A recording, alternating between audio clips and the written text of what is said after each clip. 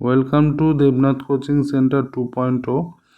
তোমাদেরকে স্বাগত জানাচ্ছি দেবনাথ কোচিং সেন্টার 2.0 চ্যানেলে। আমি সুব্রত দেবনাথ। তো দেখো, ইন্ডিয়ান কোস্ট গার্ড, ঠিক আছে, এর তরফ থেকে একটা নতুন ভ্যাকেন্সি এসছে আইটিআই পাস ক্যান্ডিডেটদের জন্য। ভ্যাকেন্সি খুবই কম, তো তবুও ভ্যাকেন্সি তো এসছে। এমনিতেই টেকনিক্যালের ভ্যাকেন্সি কমই আসে, কিন্তু ভ্যাকেন্সি আসে। নন টেকনিক্যালের যেরকম ভ্যাকেন্সি খুব কম আসতে থাকে, মানে টাইমটা বেশি হয়, ভ্যাকেন্সি বেরানোর যে টাইম সেটা বেশি হয়, কিন্তু টেকনিক্যালের ভ্যাকেন্সি আসতেই থাকে। প্রতি মাসেই ভ্যাকেন্সি আসে কিছু না কিছু। এই যে এখন সামনে ডিআরডিও বেরাবে, তারপর ইসরো তো বেরাতেই থাকে। যাই হোক, ছোটোখাটো ভ্যাকেন্সি বেরাতেই থাকে। তাই একটা ছোট আপডেট। তো ভ্যাকেন্সি এসছে ইন্ডিয়ান কোস্ট গার্ডের পক্ষ থেকে। সেটা এটা সেন্ট্রাল গভর্নমেন্টের পার্মানেন্ট জব, অল ওভার ইন্ডিয়ার জব। তো ভ্যাকেন্সি এসে recruitment of group C civilian personnel 2025। Group সিতে ভ্যাকেন্সি এসছে তোমাদের। তো অ্যাপ্লিকেশন শুরু হয়েছে কালকে থেকে, 6 তারিখ থেকে, আর 20 তারিখ অবধি তোমরা করতে পারবা, 20 জানুয়ারি অবধি। 6 ডিসেম্বর থেকে তোমরা ফর্ম ফিল আপ করতে পারবে। কোন পোস্টের জন্য ভ্যাকেন্সি এসছে আমি শুধু বলেছি যে এই চ্যানেলে আইটিআই রিলেটেড যত ভ্যাকেন্সি আছে আমি আপডেটগুলো দেব। তো ভ্যাকেন্সি এসছে মেকানিক্যাল ফিটার স্কিল ট্রেডসম্যানে। এটা একটা general central service, group C, non gazetted, non ministerial. Group C job সাধারণত আইটিআই ক্যান্ডিডেটদের জন্য যে জবগুলো হয় সেটা নন গ্যাজেটেডই হয়, গ্যাজেটেড জব হয় না ইন জেনারেল। লেভেল 2তে তোমাদের জয়েনিং হবে, মানে তোমাদের 19,700 বেসিক হবে। লেভেল 2তে এই হয়, 19,700 বেসিক হবে। তো এর সাথে তোমাদের 58% ডিএ অ্যাড হবে, মানে মোটামুটি 40,000-এর কাছাকাছি তোমাদের মাইনা হবে। আচ্ছা, সিট কিন্তু একটাই আছে জেনারেলদের জন্য। আর এজ হচ্ছে 18 থেকে 25, আর তোমাদের পোস্টিং হবে দিল্লি এনসিআরে। তোমাদের কোয়ালিফিকেশান কী আছে আমি বলে দিচ্ছি একটু। কোয়ালিফিকেশান হচ্ছে তোমাদের 10th থাকা চাই, ওর সঙ্গে আইটিআই হওয়া চাই ফিটার ট্রেড থেকে। হ্যাঁ, অন্য কোনো ট্রেড হলে হবে না, ফিটার ট্রেড থেকে আইটিআই হতে হবে। তার সঙ্গে তোমাদের অ্যাপ্রেন্টিসশিপ সার্টিফিকেট থাকতে হবে, এনএসি 1 বছরের। এইটা যদি না থাকে তাহলে 10th হওয়া চাই, তার সঙ্গে আইটিআই হওয়া চাই, তার সঙ্গে তোমাদের 1 বছরে এক্সপিরিয়েন্স দরকার, যে কোনো একটা, ঠিক আছে। আর এইটাও যদি না থাকে তাহলে 10th, তার সঙ্গে অ্যাপ্রেন্টিসশিপ থাকা চাই।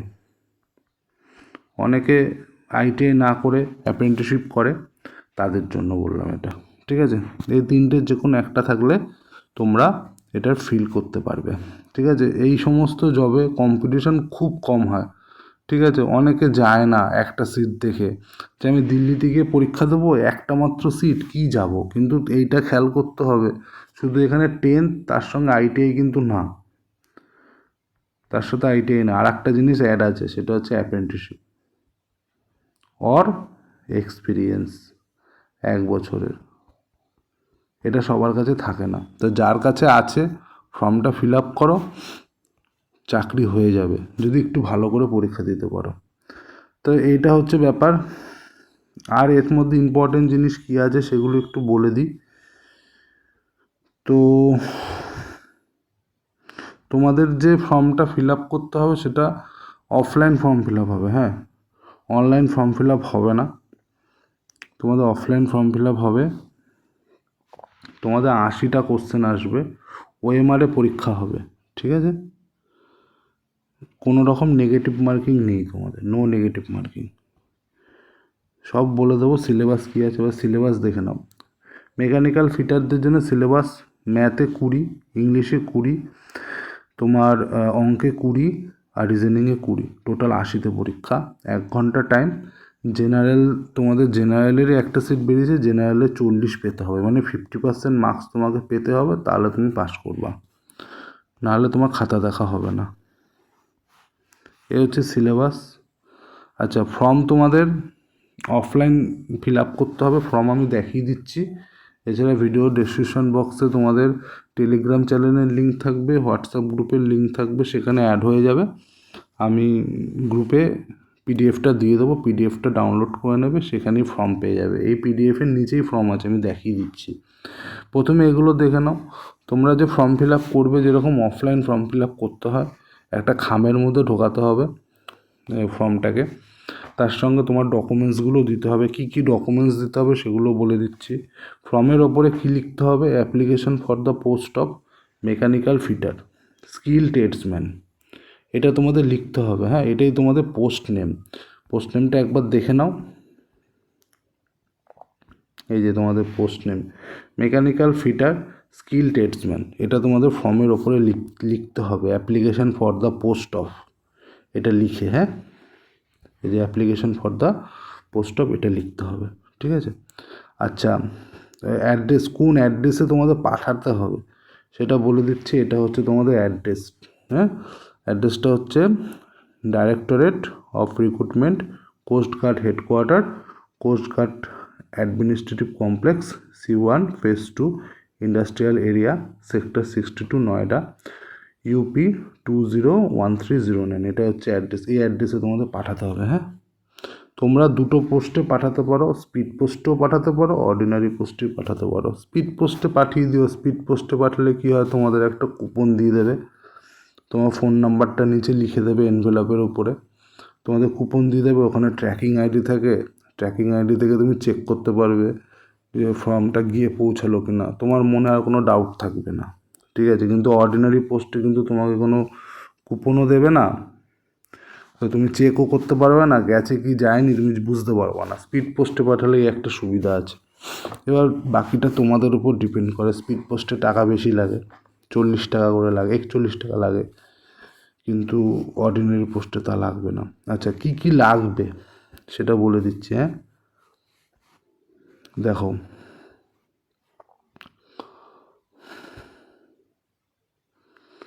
ওভার রাইটিং করবে না, তাহলে কিন্তু ক্যান্সেল হয়ে যাবে ফর্ম। হ্যাঁ, দেখো, এর সাথে, ফর্মের সাথে তোমার 50 টাকার একটা পোস্টাল স্ট্যাম্প লাগবে। পোস্ট অফিসে গিয়ে বলবে একটা 50 টাকার পোস্টাল স্ট্যাম্প দিতে, তোমাকে দিয়ে দেবে। যে পোস্টাল স্ট্যাম্পটা দেবে, তোমাকে দুটো খাম কিনতে হবে। একটা খামের মধ্যে তুমি তোমার এনভেলপ, তোমার যে ফর্মটা সেটা ফিল আপ করে সেটা ভেতরে দিতে হবে। তার সঙ্গে তোমার যে ডকুমেন্টসগুলো আছে সেগুলো তোমাকে দিতে হবে। কী কী ডকুমেন্টস দিতে হবে সেটা আমি বলছি। আর একটা খাম মধ্যে পোস্টাল স্ট্যাম্পটা লাগিয়ে দিতে হবে 50 টাকার। ঠিক আছে? আর শুধু অ্যাড্রেসটা লিখে দিতে হবে। কোন অ্যাড্রেস লিখতে হবে? তোমার বাড়ির অ্যাড্রেসটা লিখতে হবে।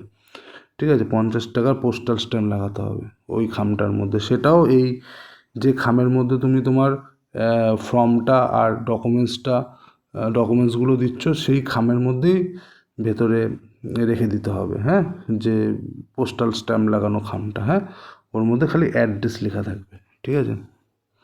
এই জিনিসটা মাথায় রেখো। হ্যাঁ, আচ্ছা, এবার চলো আমি বলে দিই কী কী। এই যে হচ্ছে ফর্মটা। হ্যাঁ, ফর্মটা তোমরা ফিল আপ করবে। এখানে দেখো লেখা আছে FX recent passport size photograph, এখানে তবে ছবি লাগাতে হবে, পোস্টের নাম লিখতে হবে। এবং ফর্মটা তোমরা নিজেরাই ফিল আপ করতে পারবে, কোনো অসুবিধা হবে না। অসুবিধা হলে আমাকে ভিডিওর কমেন্ট সেকশানে কমেন্ট করো, আমি একটা ভিডিও নিয়ে আসবো যেখানে ফর্ম ফিল আপ করে তোমাদের দেখিয়ে দেবো। আর তোমাদের খামের মধ্যে কী করে লিখতে হয় সেগুলো আমি দেখিয়ে দেবো। যদি কোনো অসুবিধা হয় আমাকে বলবে কমেন্ট সেকশনে, তাহলে আমি সেই মতো বলে দেবো। এবার তোমাদের কী কী ডকুমেন্টস লাগবে সেটা বলে দিচ্ছি। দেখো, তোমাদের ডকুমেন্টস লাগবে হচ্ছে আধার কার্ড, এর সাথে ম্যাট্রিকুলেশন মানে তোমাদের মাধ্যমিকের মার্কশিট আর সার্টিফিকেট দুটো, তোমাদের ITIয়ের সার্টিফিকেট আর মার্কশিট দুটোই। ঠিক আছে? আচ্ছা, কাস্ট সার্টিফিকেট, তোমাদের তো কাস্টের দরকার নেই, কারণ জেনারেলেরই সিট, একটাই সিট আছে। এক্সপিরিয়েন্স সার্টিফিকেট, যাদের এক্সপিরিয়েন্স সার্টিফিকেট নেই তাদের NSC দেবে, ন্যাশনাল অ্যাপ্রেন্টিসশিপ সার্টিফিকেট। হ্যাঁ, আমি এক্সপিরিয়েন্স সার্টিফিকেট পার্টিকুলারলি এখানে তোমার এক্সপিরিয়েন্সই চেয়েছে, হয় এক্সপিরিয়েন্স না হয় অ্যাপ্রেন্টিসশিপ। আমি এক্সপিরিয়েন্স NSCর কথা কেন বলছি, অ্যাপ্রেন্টিসশিপের কথা কেন বলছি, কারণ DGET বলে দিয়েছে যে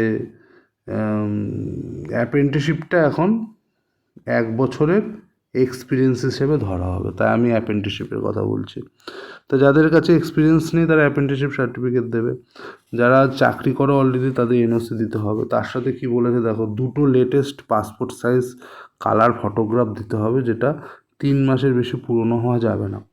ফ্রন্ট যেটা পেছনে ব্যাকগ্রাউন্ডটা সেটা লাইট হতে বলেছে, আর মাথার মধ্যে কিছু থাকবে না, টুপি বা কোনো কিছু থাকবে না, এক্সেপ্ট ফর শিখ, মানে যারা শিখ কমিউনিটি থেকে আছে, শিখ কমিউনিটি থেকে তাদের মাথায় পাগড়ি থাকবে। বাকি জেনারেল যে ক্যান্ডিডেট আছে তাদের মাথায় কোনো রকম কিছু থাকা যাবে না, চোখে গগলস থাকা যাবে না, ঠিক আছে? এই হচ্ছে ব্যাপার। বা যদি পাওয়ার চশমা থাকে তাহলে কোনো অসুবিধা নেই, এখানে গগলসের কথা কিছু লেখেনি। আর 2টো ছবি লাগবে, হ্যাঁ 2খানা ছবি। কোথায় দেবে 2টো ছবি? একটা ছবি তো তোমার ওখানে লাগাতে হবে ফর্মের মধ্যে, আর 2টো ছবি এক্সট্রা দেবে, টোটাল 3টে ছবি হয়ে গেল, হ্যাঁ। আর 2টো ছবি ওই খামের ভেতরে রেখে দিতে হবে। এই ডকুমেন্টসগুলো সেলফ অ্যাটেস্টেড করে তুমি দিয়ে দেবে। এখানে সেলফ অ্যাটেস্টেডের কথা কিছু লেখা নেই, কিন্তু সেলফ অ্যাটেস্টেড করেই তোমরা দিও। এই যে লেখা আছে duly self attested with name and date. আচ্ছা, কোথায় ডিউলি সেলফ অ্যাটেস্টেড একটু দেখে না। Application with duly effect self attested 3 colour photograph should be accomplished, মানে ওই তোমার যে ছবি আছে, ছবির পেছনে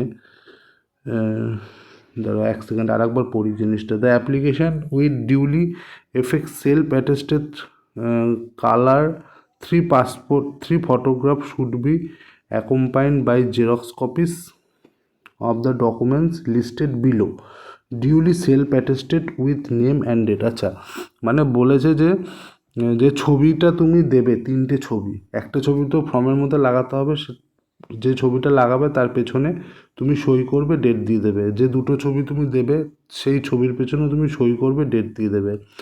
আর যে ডকুমেন্টসগুলো তুমি দেবে সেখানেও তুমি সেলফ অ্যাটেস্টেড করবে। সেলফ অ্যাটেস্টেড মানে নিজের নাম লিখবে আর সই ডেট দেবে, ঠিক আছে? তো এই হচ্ছে ব্যাপার। আর তোমার যদি আরও পড়ার ইচ্ছে থাকে, আমি তো ইম্পর্ট্যান্ট জিনিসগুলো বলে দিলাম, যদি আরও কিছু পড়ার ইচ্ছে থাকে আমি তো বললাম ভিডিও ডেসক্রিপশন বক্সে তোমরা টেলিগ্রামের গ্রুপের লিঙ্ক পাবে, হোয়াটসঅ্যাপ গ্রুপের লিঙ্ক পাবে, সেখানে অ্যাড হয়ে যাও। ওখানে আমাকে ওখানে মেসেজ করলেই আমি এই পিডিএফটা তোমাদের সেন্ড করে দেবো, ঠিক আছে? তো এতটাই রইলো ভিডিওতে, আমি পুরোপুরি ডিসকাস করে দিলাম। দেখো, সিট কম, একটা সিট, কিন্তু একটা ছেলে বা একটা মেয়ে তো চাকরি পাবে, এটাও তো সত্যি কথা না? আজকালকার দিনে সেন্ট্রাল গভর্নমেন্টে জব পাওয়া খুব মুশকিল।